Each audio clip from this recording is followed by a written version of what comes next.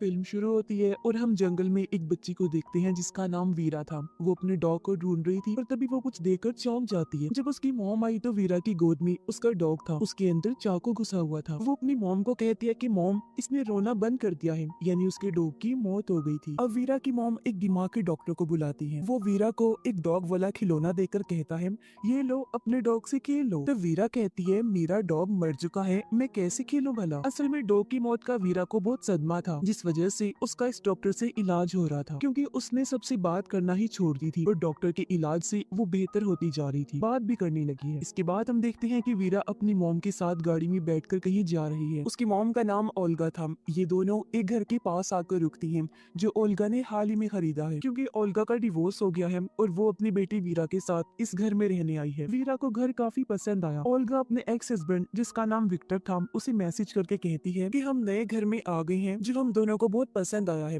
वीरा भी नॉर्मल हो रही है और इस तरह वो अपने हस्बैंड को खबर करती रहती है। जैसे ही रात हुई, लाइट्स टिमटिमाने लगती हैं, पर इस पर ओल्गा का ध्यान नहीं गया और वो वीरा को उसके कमरे में सुलाने चली गई। फिर जब वो अपने कमरे में जा रही थी तो एटिक का दरवाजा खुला हुआ देखती है, जो हालांकि पहले बंद था। तब हैरान होकर वो चेक करने गई, एटिक खाली था, बस वहाँ एक बॉक्स पड़ा हुआ था। ये बॉक्स भी ओल्गा ने पहले वहाँ नहीं देखा था, इसलिए वो इसे खोलकर देखती है, जिसके अंदर एक डायरी और बहुत सारी छोटी छोटी चीजें पड़ी हुई थी। इसी के साथ उसे नीचे से आवाज आने लगी। वो सोचती है ये वीरा होगी जो नींद से जाग गई है और ऊपर मेरे पास आ रही होगी, पर जैसे वो उठी उसे ऐसा महसूस होता है जैसे कोई परछाई मेरे पास से गुजरी है। पर उसने सोचा ये मेरा वहम होगा, मेरी ही परछाई होगी जिससे मैं घबरा रही हूँ। इस चीज पर वो ज्यादा ध्यान ना देते हुए अपने कमरे में सोने के लिए चली जाती है। अगली सुबह उसने एजेंसी को मैसेज किया, कहती है कि आपने तो कहा था कि पूरा घर खाली है, पर एटिक में बॉक्स है जिसके अंदर डायरी और कुछ सामान है, जरा पता लगवाइए कि वो किसका है। खैर आज विक्टर था, जहाँ विक्टर वीरा को लेने आया हुआ था, क्योंकि कोर्ट के मुताबिक वीरा बाकी दिन अपनी मॉम के साथ रहेगी, जबकि वीकेंड पर डैड के साथ। तो वीरा भी खुशी से अपना सामान पैक करके आ जाती है जाने के लिए, क्योंकि उसके डैड ने वादा किया था कि वो उसे घोड़े की सवारी करवाएगा। लेकिन अब विक्टर ये कह देता है कि बेटा, पहले हम मेरी दोस्त के साथ कुछ टाइम गुजारेंगे और फिर घोड़ सवारी के लिए जाएंगे। ये सुनकर तो वीरा को गुस्सा आ गया। वो कहती है, फिर तो मैं नहीं जाने वाली आपके साथ, अपनी माँ के साथ ही रहूंगी, क्योंकि उसे अपने डैड की दोस्त से बहुत नफरत होती है। पर ओल्गा उसे मना लेती है कि चले जाओ बेटा, कुछ देर की बात है, उससे मिल लो, फिर सारा दिन अपने पापा के साथ ही रहना। वीरा मान दी और जब वो दोनों चले गए, ओल्गा अपना ऑफिस सेट करने में लग जाती है। पर अचानक उसे जोरों का सर दर्द होने लगा। ऐसा लग रहा था जैसे कमरे का रूप ही बदल रहा हो। इस जगह को लेकर उसे अजीबोगरीब ख्याल भी आने लगे, पर कुछ भी समझने से पहले उसके फोन की बेल बज गई और उसका सर दर्द भी ठीक हो गया। कॉल एजेंसी वालों की थी। वो कहते हैं, जी हमने घर के पिछले मालिक से पता करवाया है, उसका कहना है कि एटिक में तो हमारा कोई बॉक्स नहीं था। ये सुनकर ओल्गा सोच भी पड़ जाती है, तो फिर किसका है वो बॉक्स। एक बार फिर वो बॉक्स चेक करने उसके अंदर जो डायरी थी उसे निकाल कर पढ़ने लगती है। डायरी के सफ़े पढ़ के वो थोड़ा घबरा जाती है, क्योंकि ये किसी पागल कातिल की डायरी थी, जिसने अपने कत्ल की सारी डिटेल्स काफी बारीकी से लिखी हुई थी, कि वो अपने शिकार को कैसे तड़पाता है और फिर मारता है, सब कुछ। ओल्गा ने सोचा, नहीं, ये बॉक्स अब एक सेकंड भी मेरे घर नहीं रहेगा। ये सोचकर वो बॉक्स को घर से बाहर कचरे के पास रख देती है। फिर वो एटिक की सफाई करने दी, पर ये देखकर उसे झटका लगा कि बॉक्स वहीं पर पड़ा हुआ था, जिसे वो कुछ देर पहले कचरे के साथ रख के आई थी। वो फिर से एटिक में आ गया। ओल्गा घबराकर घर से बाहर जाने लगी, और तभी विक्टर की कॉल आई। वो तो और डरा देने वाली बात बताता है कि वीरा ने अपना हाथ ही काट लिया है और हम हॉस्पिटल में हैं। ये सुनकर तो फौरन ओल्गा हॉस्पिटल पहुंची, जहां विक्टर के साथ उसकी दोस्त भी थी। ओल्गा कहती है, आखिर तुमने उसे चाकू दिया ही क्यों? विक्टर की दोस्त कहती है, मैं किचन में काम कर रही थी, वो मेरे पास आकर जिद करने लगी कि मुझे चाकू दो, मैं आपके साथ काम करवाऊंगी। हालांकि मैंने चाकू उससे लेकर रख भी दिया था, और उसने दोबारा चाकू लिया और अपना हाथ काट लिया। लो बताओ, ये कोई बात है? ओल्गा सोचती है, कोई हाल नहीं, कितने लापरवाह लोग हैं। तभी डॉक्टर आया। वो बताता है कि आप लोग घबराए नहीं, कोई खतरे वाली बात नहीं है, बस 4-5 दिन रोजाना उसकी पट्टी चेंज करनी होगी ताकि वो ठीक हो जाए। अब ओल्गा उनसे कहती है, अच्छा मैं जा रही हूँ, अगर वीरा ने मुझे देखा तो मेरे साथ चलने की जिद करेगी, मैं उसे कल लेकर जाऊंगी, क्योंकि नया घर है, मैं कुछ काम करवा रही हूँ। पर हम जानते हैं कि वो झूठ बोल रही है, वजह तो वो बॉक्स है, पर वो उनसे छुपाती है। तब विक्टर की दोस्त कहती है, अगर घर का काम चल रहा है तो तुम भी हमारे साथ ही रह लो। इस पर ओल्गा मान गई और शाम को ये सब विक्टर के घर आ जाते हैं, जहाँ ओल्गा वीरा से पूछती है, बेटा आखिर तुमने अपना हाथ क्यों काटा? था, पर विक्टर उसे रोकते हुए वीरा को बाहर भेज देता है। ओल्गा उस पर गुस्सा करती है कि ये क्या हरकत है, मैं उसे सवाल कर रही हूँ और तुमने उसे बाहर भेज दिया। विक्टर कहता है देखो वो सिर्फ हादसा था, उसने जानबूझकर थोड़ी ना किया है। ओल्गा कहती है क्या तुम्हें ये छोटी बात लगती है, देखा उसने अपने डॉग के साथ क्या किया था। जी हाँ, डॉग के साथ उसने कुछ किया था जिसका जवाब हमें आगे पता चलेगा। पर उसकी बात सुनकर विक्टर कहता है ये बस इत्तेफाक है, अब कोई नई कहानी मत बना दो तो। और इस तरह वो ओल्गा को चुप करवा देता है। अगली सुबह ओल्गा किसी तरह वीरा को समझाकर अकेले ही घर आ जाती है, जहाँ वो घर पर डॉक्टर को बुलाती है। डॉक्टर को उसने बॉक्स के बारे में बता दिया था, पर वो यकीन नहीं करता और ओल्गा के साथ एक बार फिर बॉक्स को कचरे के पास छोड़ देता है। पर जब उन्होंने एटिक में आकर देखा तो एक बार फिर उन्हें झटका लगता है, क्योंकि बॉक्स वही था, वो भी बिल्कुल उसी जगह पर जहाँ पहले पड़ा हुआ था। अब डॉक्टर को भी काफी अजीब लगा, इसलिए वो भी उस डायरी को पढ़ने लगा, जहाँ ओल्गा को फिर से ख्याल नजर आने लगे कि ये कमरा बहुत ही अजीब है। और वो देखती है कि किस तरह कातिल अपने विक्टिम्स, अपने शिकारियों को मारता है, जिससे वो काफी घबरा गई। डॉक्टर देखता है कि डायरी में कातिल के विक्टिम्स के नाम और उनकी उम्र भी लिखी हुई है। उन नामों को ओल्गा इंटरनेट पर सर्च करती है, पर इन नामों के कत्ल की कोई भी न्यूज उसे नहीं मिलती। इसलिए ओल्गा कहती है हो सकता है ये सारे कत्ल जो डायरी में लिखे गए हैं वो सिर्फ ख्याल हो। जब डॉक्टर कहते हैं कि कत्ल करने की जो टाइमिंग्स लिखी गई हैं और जो डिटेल्स हैं उन्हें देखकर लग नहीं रहा कि ये ख्याल है। जैसे कि एक विक्टिम को जब मारा तो उसे 6:45 पर होश आया, लेकिन फिर 7:45 पर उसकी मौत भी हो गई। बॉक्स में से उन्हें एक इयररिंग्स की जोड़ी मिलती है जो कुछ पुरानी लग रही थी। और इन सारी चीजों से ओल्गा काफी परेशान हो जाती है, क्योंकि उसने अपने सारे जमा किए हुए पैसे घर पर लगा दिए थे। इसीलिए वो सोचती है सब कुछ बेकार में चला गया। उसे समझ नहीं आ रही थी मैं अब क्या करूं। अगले दिन भी ये दोनों डायरी को देख रही थी, जहाँ एक औरत का स्केच बना हुआ था जिसकी शक्ल काफी हद तक ओल्गा से मिल रही थी, लेकिन उसके माथे पर बस चोट के निशान थे। तब डॉक्टर कहता है मेरी एक दोस्त है जो राइटिंग एक्सपर्ट है, वो ये डायरी देखकर पागल कातिल के बारे में सब कुछ बता सकती है, और ये भी क्या जो इसमें लिखा है वो कातिल नहीं लिखा है, साथ ही और भी कई सारी बातें। तभी विक्टर वीरा को घर छोड़ने आता है, और जब डॉक्टर वीरा के हाथ पर पट्टी बंदी देखता है तो उसने पूछा बेटा ये तुम्हारे हाथ पर क्या हुआ है। वीरा जवाब देती है कुछ खास नहीं, बस छोटा सा एक्सीडेंट हुआ था। इतना बोलकर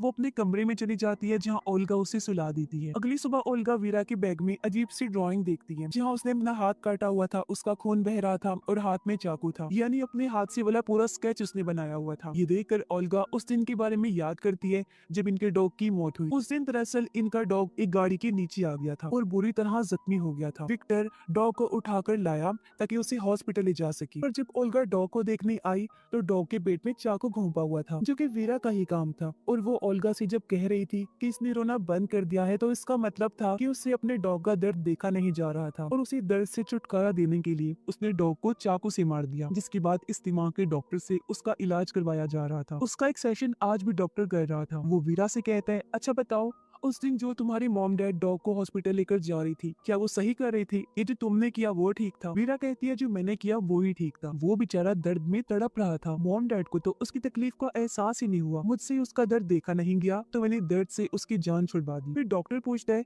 अच्छा उस दिन तुमने अपना हाथ क्यों काटा? वीरा जवाब देती है सारी गलती मेरे पापा की दोस्त की है, उसे आता ही नहीं मेरा ख्याल रखना। दरअसल उस दिन वीरा ने अपना हाथ पे जानबूझकर काटा था ताकि वो विक्टर की दोस्त पर इल्जाम देकर उसे कसूरवार साबित कर सके, क्योंकि वो उसे पसंद जो नहीं थी। अगले दिन ओल्गा और डॉक्टर राइटिंग एक्सपर्ट के पास जाते हैं, उसे पागल कातिल की डायरी देते हैं। डायरी की हर चीज को गौर से देखने के बाद वो बताती है कि इस डायरी को 3 हिस्सों में बांटा जा सकता है। पहली दो जो विक्टिम्स हैं उन पर जुल्म करने की, उन्हें मारने की पूरी डिटेल्स लिखी हुई है, लेकिन जो तीसरा विक्टिम है जिसका नाम मार्टिन है, उसे शायद अभी कातिल ने मारना शुरू किया हो, क्योंकि उसकी कत्ल की कोई डिटेल नहीं लिखी हुई। हो सकता है अभी कातिल ने उसे ना मारा हो। और हाँ, इन तीनों विक्टिम्स के अलावा डायरी में चौथे विक्टिम के होने के चांसेस भी नजर आ रहे हैं, जिसके बारे में कातिल ने साफ साफ तो नहीं लिखा, जैसे कि उसका नाम क्या है और बाकी डिटेल्स बस उस अनजान विक्टिम का बार बार जिक्र हुआ है। हो सकता है वो चौथा वाला विक्टिम ही पहला हो, जिसके बारे में कातिल को इसलिए याद नहीं क्योंकि उसका कत्ल उसने बचपन में किया होगा। वैसे जो भी है, वो कातिल लड़की काफी डिप्रेशन में लगी मुझे, उसके अंदर बहुत तकलीफ और बहुत गुस्सा भरा हुआ था।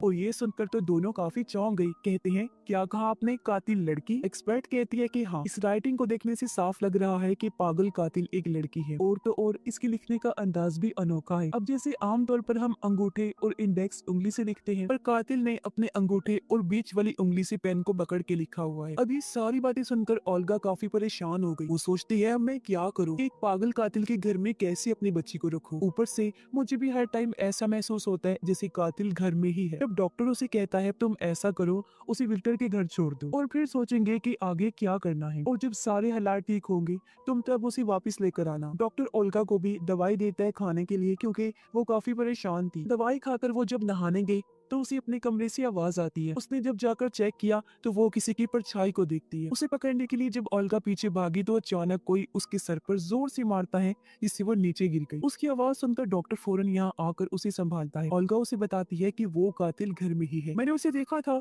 और उसने मुझ पर हमला किया है। पर डॉक्टर को तो वहाँ कोई नजर नहीं आता। पर तभी एडिक में से किसी के भागने की आवाज आई। डॉक्टर सोचता है ये जरूर कातिल ही होगी, इसीलिए वो जाकर जब चेक करता है तो वहाँ जख्मी हालत में ओल्गा बैठी हुई थी, जो अभी भी उस डायरी को पढ़ रही होती है। वो डॉक्टर को कहती है कि देखो, अभी तक इस डायरी में ये लिखा हुआ था कि मार्टिन पर सिर्फ जुल्म किया जा रहा है, पर अब तो इस पर यह भी लिखा हुआ है कि अगले 48 घंटों में उसकी मौत हो जाएगी। ऐसा लग रहा है कि जो भी वो कातिल करती है ना, वो अपने आप ही इस डायरी में लिखा जाता है, और अब हमें मार्टिन का पता लगाकर उसकी जान बचानी हो। फिर जब ओल्गा ने गौर किया तो वो डॉक्टर को उसी औरत का स्केच दिखाती है जिसकी शक्ल ओल्गा से मिल रही थी। वो कहती है देखो, मेरे जैसे इस औरत के माथे पर चोट का निशान है, जो पहले मेरे माथे पर नहीं था पर अब बिल्कुल उसी जगह पर बन गया है। मुझे समझ नहीं आ रही कि क्या हो रहा है। मैंने इतना अंदाजा लगाया है कि डायरी में जो भी लिखा है वो प्रेजेंट यानी मौजूदा वक्त में हो जाता है। मतलब डायरी के हिसाब से माजी में लिखी गई चीजें प्रेजेंट टाइम और फ्यूचर टाइम यानी आने वाले वक्त में होंगी। वो डॉक्टर को कहती है कि मेरी बात पे यकीन करो, मैं सच कह रही हूँ, और चलो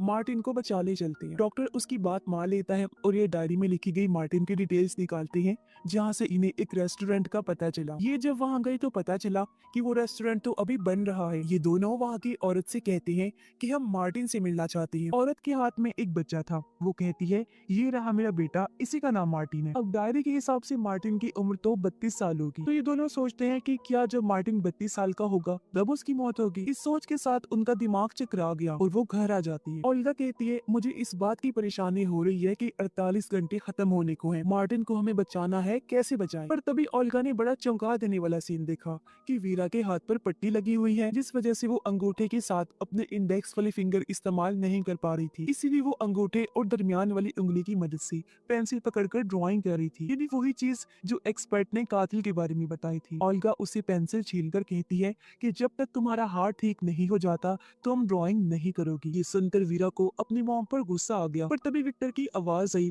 और वो भागकर अपने डैड के पास चली जाती है। पर ये क्या, विक्टर तो वीरा के लिए गिफ्ट के तौर पर गोही बॉक्स लेकर आया था, जो एडिक से जाने का नाम ही नहीं ले रहा। ओल्गा तो एकदम सुन पड़ जाती है, उसे समझ नहीं आ रही थी कि ये क्या हो रहा है। पर वो बॉक्स और वीरा को एटिक में लेकर गई और उससे पूछती है बेटा, जो चीजें इस बॉक्स में हैं, क्या तुम उनके बारे में जानती हो? पर वीरा कहती है नहीं मॉम, बिल्कुल भी नहीं। इस पर ओल्गा उसे वहाँ से भेज देती है। और अब जब उसने डायरी को देखा तो उसमें लिखा था कि मार्टिन की मौत हो गई है। ओल्गा फिर परेशान होती है, साथ ही उसे दुख भी हो रहा था कि मैं कुछ नहीं कर पा रही हूँ। इस बारे में जब डॉक्टर उससे पूछता है तो ओल्गा बताती है कि वो पागल कातिल और कोई नहीं बल्कि वीरा है, मेरी बेटी, जो अभी तो बहुत मासूम लगती है पर बड़े होकर फ्यूचर में वो एक पागल कातिल बनने वाली है। फ्यूचर में जो जो भी खून वो करेगी उन सब की डिटेल्स इस डायरी में लिखी हुई है, जो बताकर उसने डॉक्टर को डायरी दिखाई जहाँ मार्टिन की मौत का जिक्र था। ओल्गा रोने लगी, कहती है आखिर मेरी परवरिश में क्या ऐसी कमी रह गई थी कि मेरी बेटी एक कातिल बनेगी, पर मैं उसे कातिल बनने नहीं देने वाली, प्लीज मेरी मदद करो। इस पर डॉक्टर कहता है छोटी बच्ची है अभी वो, हम उसका इलाज कर रहे हैं ना, तुम परेशान ना हो, ठीक हो जाएगी। और डायरी में ये भी लिखा हुआ था कि किसी गलत वाइब्रेशन की वजह से उसने अपना पहला कत्ल किया, और अगर हम उस वाइब्रेशन के बारे में पता लगा ले तो हम उसे रोक सकते हैं। इससे ना वो अपना पहला खून करेगी और ना ही कातिल बनेगी। ओल्गा कहती है वो बात ठीक है, पर अगर उसका पहला विक्टिम डॉग ही था तो फिर उसे तो वीरा ने मार ही दिया है ना, इसलिए अब ये लोग दोबारा राइटिंग एक्सपर्ट के पास गए। तो वो बताती है कि डायरी में किए गए उसने सारे खून बड़ी होकर किए हैं, और जो डॉग को उसने मारा है ना, वो तो बचपन में उसने किया। अपनी तरफ से उसे लग रहा था कि उसने ठीक किया, डॉग को तड़पते हुए उसे देखा नहीं गया तो उसने मार दिया उसे। बचपन में ये की गई गलती को हम खून नहीं गहेंगे, खून उसने बड़े होकर किया। और उसका पहला विक्टिम वो चौथा है जिसके बारे में मैंने बताया था कि उसका नाम वगैरह नहीं लिखा गया, बस उसका जिक्र हुआ है। और हाँ, हो सकता है उस पहले विक्टिम ने ही बच्ची को कुछ कहा होगा, उसके साथ कुछ किया होगा कि उसे गुस्सा आ गया। हो सकता है कि उसने बचपन में बच्चे की जान लेने की कोशिश की हो, जिसका बदला फिर बच्ची ने बड़े होकर लिया और उसके अंदर का जानवर जाग गया और उसने अपना पहला कत्ल किया, जिसका जिक्र डायरी में कहीं पर भी नहीं। अगली सुबह बेबस होकर ओल्गा वीरा की बर्थडे पार्टी में बैठी होती है और वीरा आराम से खेल रही थी और तभी विक्टर अपने दोस्त को इयररिंग्स गिफ्ट देता है, जो देख ओल्गा को शौक लगा क्योंकि ये वही इयररिंग्स थे जो उसे उस बॉक्स में से मिली थी, कातिल का बॉक्स यानी कि वीरा का बॉक्स, जो देखकर ओल्गा समझ गई कि इसका मतलब वीरा की पहली विक्टिम विक्टर की दोस्त है, यानी बड़े होकर वीरा सबसे पहले उसे मारकर अपना पहला कत्ल करेगी क्योंकि वो उसी सख्त नफरत जो करती है। इसलिए ओल्गा जब उसे घर लेकर आई तो फैसला करती है कि आइंदा के बाद मैं वीरा को कभी विक्टर के घर नहीं भेजूंगी, क्योंकि वो कैसे भी करके अपनी बेटी को कातिल बनने से बचाना चाहती थी। जैसे वीकेंड हुआ, विक्टर बार बार ओल्गा को कॉल करने लगा ताकि वो वीरा को ले जा सके, पर वो बार बार फोन काटती रहती है। अब ऐसे कुछ दिन गुजर गए जहाँ ओल्गा सोचती है हो सकता है पहला विक्टिम विक्टर की दोस्त नहीं बल्कि कोई और ही हो। इसी चीज को सोचते हुए वो एटिक में आकर बॉक्स के पास खड़ी हो जाती है और कहती है, मैं जानती हूँ वीरा तुम इधर ही हो, मेरी जान मामा आपकी मदद करना चाहती है, मुझे बताओ कि वो वाइब्रेशन क्या है जिसके बारे में तुमने अपनी डायरी में लिखा हुआ है, मैं तुम्हें उसे बचाना चाहती हूँ। अब फिर से ओल्गा को एक परछाई भागती हुई नजर आई, जिसके साथ ही वीरा के कमरे से आवाज भी आती है। ओल्गा भागकर उसके रूम की तरफ गई लेकिन दरवाजा बंद हो गया। ओल्गा दरवाजा पीटती है, कहती है बेटा तुम ठीक तो हो ना, दरवाजा खोलो, लेकिन दरवाजा नहीं खुला। तब ओल्गा दूर से भागकर आई और दरवाजा खोल देती है, पर ठीक तभी वीरा भी दरवाजा खोलने आई थी, जिससे उसके मुंह पर चोट लग गई, उसका खून निकल रहा था और अब वो कोने में बैठी रो रही होती है। ओल्गा उसे चुप करवा के प्यार करती है और कहती है, आई एम सॉरी बेटा, मुझसे गलती हो गई है, प्लीज मुझे माफ कर दो। और वो आज रात वीरा के साथ ही सो जाती है। ओल्गा इस परेशानी में थी, मैं कैसे अपनी बच्ची को बचाऊं। वो अगले दिन वीरा को स्कूल भी नहीं भेजती और घर में ही पढ़ाने लगती है। तभी यहाँ विक्टर भी आ गया, जो काफी गुस्से में था क्योंकि ओल्गा ने उसे वीकेंड पे विक्टर के घर भेजा नहीं और ओल्गा बार बार फोन भी काट रही। और अब जब उसने वीरा के मुंह पर चोट देखी तो गुस्से में पूछता है, ये तुम मेरी बेटी के साथ क्या कर रही हो। अब उन दोनों को झगड़ते हुए देखकर वीरा डरकर भाग जाती है। गुस्से में विक्टर भी वहाँ से चला गया। तभी यहाँ डॉक्टर भी आ गया। वो कहता है, तुम वीरा को सेशन के लिए क्यों नहीं भेज रही। ओल्गा कहती है, उसे किसी दिमाग के इलाज की जरूरत नहीं है, मैं उसे संभाल लूंगी, उसकी माँ हूँ, उसका ख्याल रखना जानती हूँ और उसे कातिल बनने से रोक लूंगी। तब डॉक्टर वहाँ से चला गया। तभी विक्टर वापस आ गया, वो भी पुलिस के साथ, क्योंकि वीरा को उसके घर ना भेजकर ओल्गा ने कोर्ट के असूल को तोड़ा था, यानी कि अब कार्रवाई होगी। तो अब कोई और रास्ता ना होने पर वो वीरा को विक्टर के साथ भेज देती है। रात को जब वो लोग खाना खा रहे थी तो विक्टर की दोस्त उसे कहती है, बेटा हम कल घूमने जाएंगे। तो वीरा बड़े गुस्से में उसके मुंह पर ही कह देती है कि नहीं, मैं आपके साथ कहीं नहीं जाऊंगी क्योंकि आप मेरे डैड की दोस्त हैं, मेरी माँ नहीं। समझ आ गई। ये सुनकर विक्टर को गुस्सा आ गया और वो वीरा को डांट देता है। तब वीरा भी गुस्से में वहाँ से चली गई। उधर ओल्गा और डॉक्टर ये सोच सोच कर परेशान हो रहे थे कि आखिर वो वाइब्रेशन क्या होगी जो वीरा को कत्ल करने पर उकसाएगी। उसकी जिंदगी में ऐसा क्या होगा कि उसकी पूरी जिंदगी ही पलटने वाली है। अब अचानक हर चीज हिलने लगी। इन्हें लगा कि शायद अर्थक्वेक आया है, यानी जल्जला। इनके साथ उधर विक्टर का घर भी हिल जाता है। तब विक्टर उसकी दोस्त भागकर वीरा के कमरे में आए ताकि उसे अपने साथ लेकर बाहर जा सके, पर वो मना कर देती है। कुछ देर बाद जब अर्थक्वेक रुका तो ओल्गा डॉक्टर से कहती है, कहीं यही वो वाइब्रेशन तो नहीं जिससे वीरा कातिल बन जाएगी। इसी सोच के साथ दोनों विक्टर के घर जाने लगी, पर रास्ते में अर्थक्वेक की वजह से काफी बड़ा पेड़ गिरा हुआ था। इन यहाँ फंस गई थी। उधर जब विक्टर और उसकी दोस्त सो रहे थे तो तभी चुपके से उनके कमरे में वीरा आई, जिसने हाथ में कैंची पकड़ी हुई थी। अब विक्टर ने अपनी दोस्त को जो इयररिंग्स दिए थे वीरा वो उठा लेती है, यानी कि ये इयररिंग्स इस तरह उस बॉक्स में आई थी। अब लग रहा था कि कैंची से वो उसका गला काट देगी, लेकिन बदला लेने के लिए वो बस उसके बाल काट देती है। पर अचानक विक्टर की दोस्त की चौंक कर आंख खुल जाती है। वो बौखलाते हुए उठ गई। तब विक्टर वीरा को बाहर लेकर गया,